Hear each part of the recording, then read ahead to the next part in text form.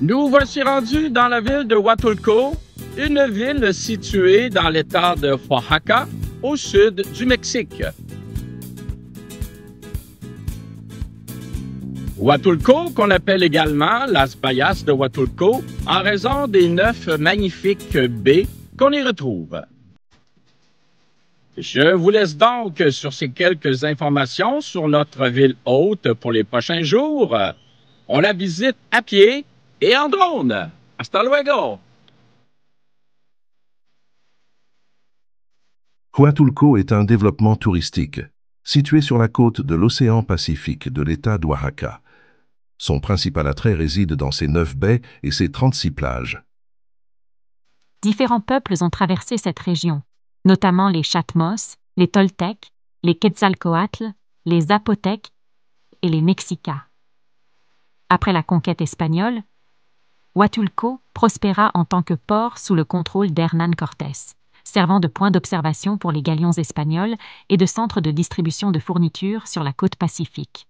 La seconde moitié du XVIe siècle vit Huatulco attaqué par les corsaires et explorateurs Francis Drake et Thomas Cavendish, qui laissèrent tous deux leur empreinte sur l'histoire et les légendes de la région qui perdurent encore aujourd'hui.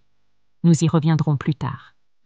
Jusqu'au début du développement des stations balnéaires, dans les années 1980, Huatulco était peu connu, sauf comme une zone de culture du café. Environ 80% de l'ensemble du tourisme à Huatulco est de nature nationale. Seulement 20% environ du tourisme est étranger, principalement parce que l'accès aérien international est limité. La baie de Huatulco dispose d'un petit aéroport international à seulement 20 minutes des principales stations balnéaires. Cet aéroport a récemment augmenté le tourisme. La haute saison du tourisme étranger s'étend généralement de décembre à avril. Voici maintenant la présentation des 9 baies de Huatulco. La Bahía de Conejos, Qui signifie « lapin » en espagnol, possède 4 plages vierges de tailles différentes.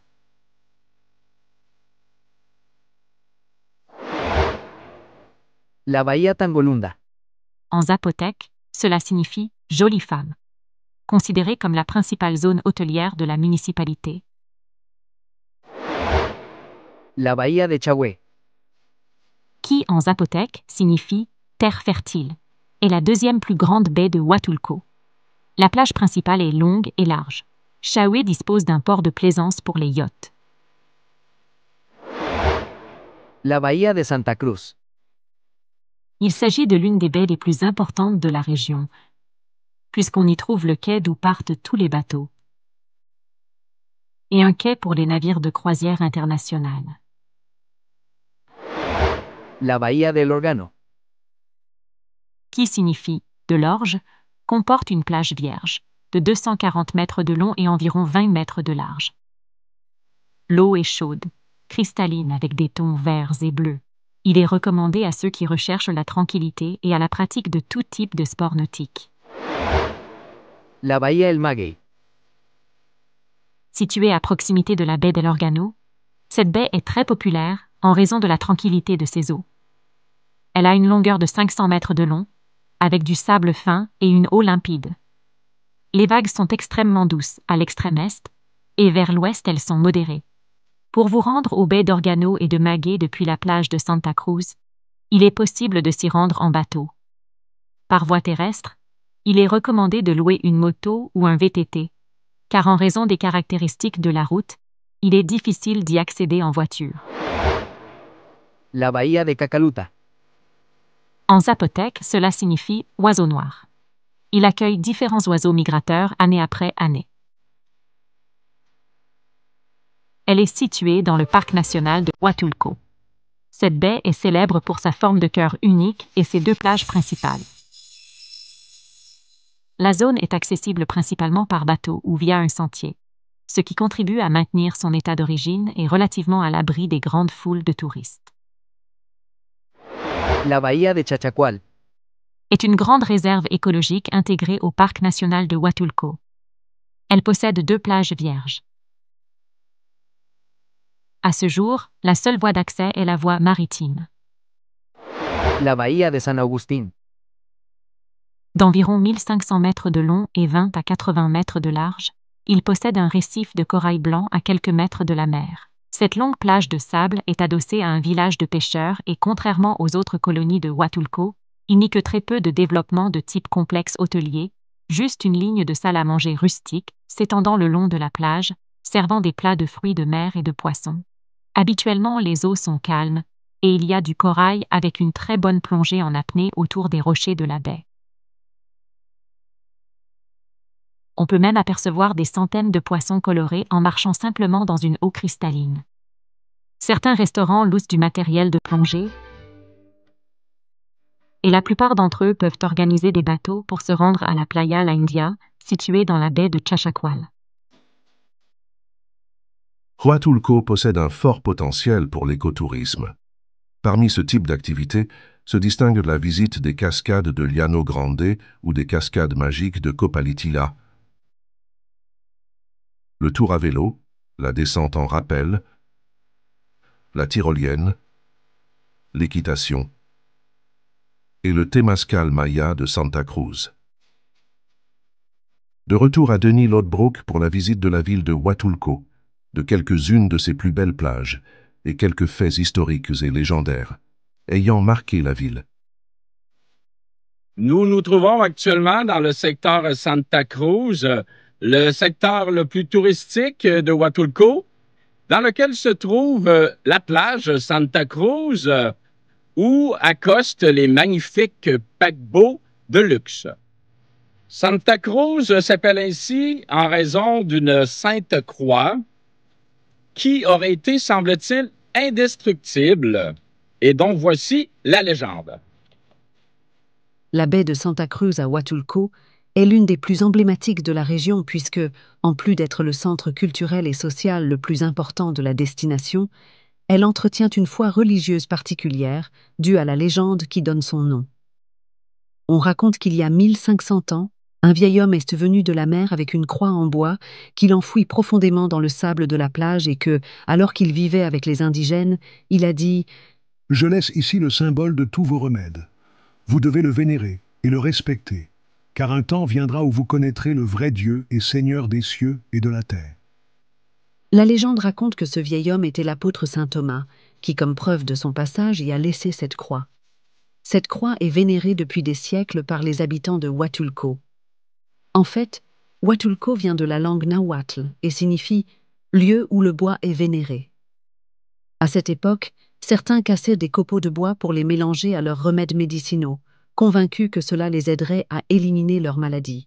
Vers 1587, la croix acquit encore plus de valeur puisque, comme Huatulco était un port important entre Acapulco et le Pérou, elle était également la cible des pirates et des corsaires qui cherchaient à tout piller sur leur passage.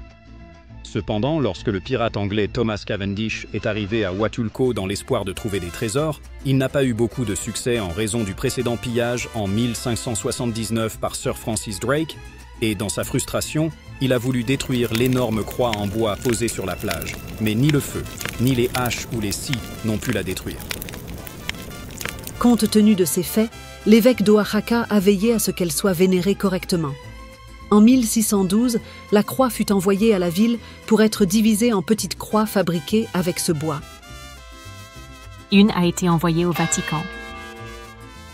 Un autre se trouve dans la cathédrale d'Oaxaca.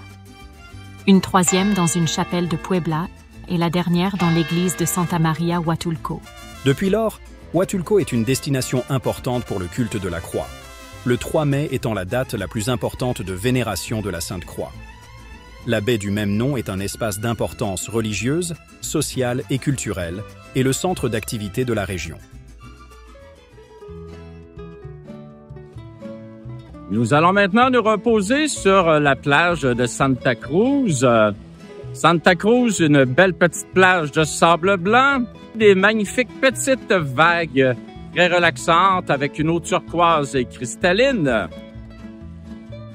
C'est ici que l'on retrouve le terminal de croisière qui accueille des énormes paquebots de luxe.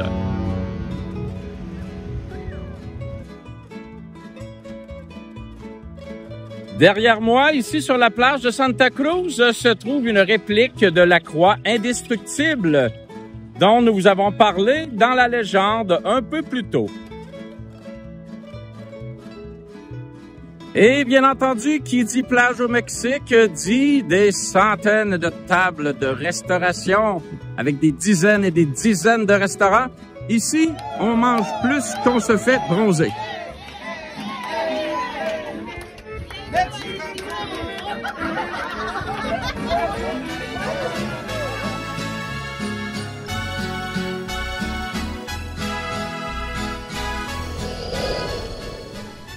Nous nous trouvons actuellement au Zócalo. Zócalo, c'est un parc central dans la section qu'on appelle Crucecita. Alors, c'est ici que se réunissent normalement, principalement la fin de semaine, les Mexicains pour fêter, pour discuter, pour manger. Le parc est entouré de plusieurs restaurants et bien entendu de l'église. Alors, on vous montre ça en images et en musique. Buenas tardes!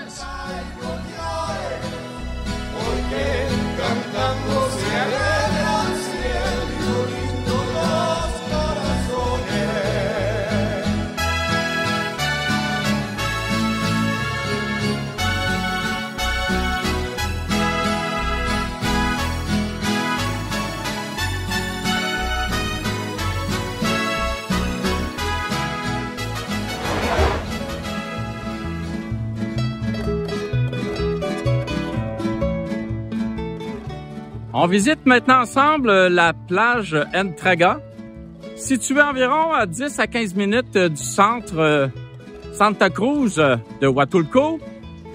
Personnellement, il s'agit de ma plage préférée ici à Huatulco. Le sable est vraiment blanc, très poudreux. Les vagues sont microscopiques, turquoise, l'eau est chaude. On peut y faire de la plongée en apnée, l'eau est cristalline. Et on peut également se rafraîchir en dessous d'un gros arbre.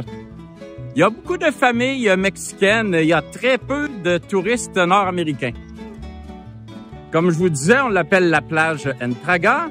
Nous vous expliquons pourquoi à l'instant. Le mot entrega signifie livraison en espagnol. Cette plage doit son nom à l'événement survenu en 1831. Lorsque le général Vicente Guerrero Saldaña fut livré à ses ennemis alors qu'il revenait du port d'Acapulco. Après avoir été président de la République, Guerrero fut destitué lors d'un coup d'État par Anastasio Bustamante, mais il réussit à s'enfuir. Le légendaire marin Francisco Picaluga, devenu son ami, l'invita à monter à bord de son navire Colombo. C'était un piège. Guerrero fut fait prisonnier par Picaluga. Ils se sont rendus à Huatulco, où Guerrero passa la nuit attaché au tronc d'un arbre, à l'endroit même où se trouve la plage actuelle. Picaluga le livra plus tard à l'armée d'Anastasio Bustamante. Le 14 février 1831, il fut jugé par un conseil militaire et fut fusillé dans la ville de Quilapam. En plus de son importance historique, Playa La Entrega possède une barrière de corail reconnue internationalement comme l'une des plus importantes de la côte pacifique mexicaine.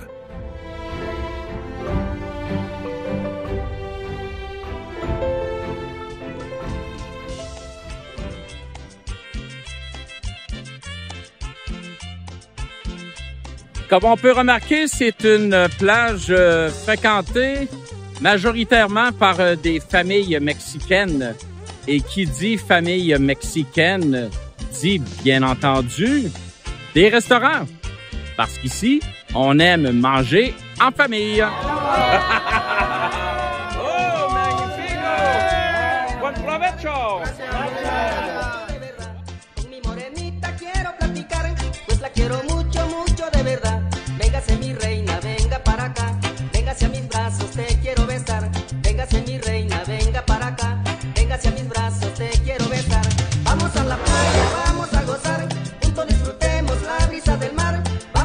La plage que nous allons vous présenter, c'est la plage Chihue de la baie de Chihue.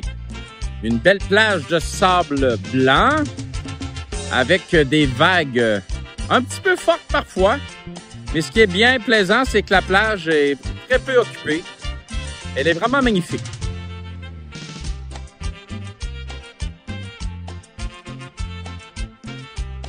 Ce qu'on peut remarquer ici qui est compliqué, c'est Il y a une vague, elle casse toujours au même endroit. Alors, l'idée, c'est qu'une fois que la vague est franchie, ça va. Mais le coup de la franchir, ben, on peut tomber, on peut basculer. C'est un peu compliqué. Mais passer la vague, la mer est plutôt tranquille. Le tout sous le regard attentif des lifeguards.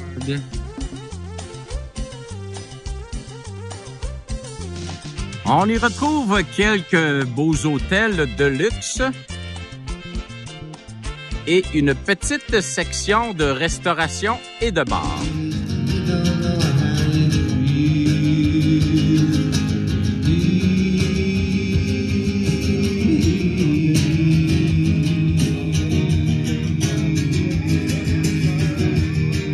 Ceci met fin à notre petite escapade dans la ville de Huatulco. En espérant que vous avez apprécié les petits montages que j'en ai faits, je vous invite à vous abonner à ma chaîne si ce n'est pas déjà fait, à laisser vos commentaires, j'adore vous lire, et à partager cette vidéo. On se dit à bientôt pour une autre excursion quelque part dans le monde et pourquoi pas au Mexique. Hasta luego!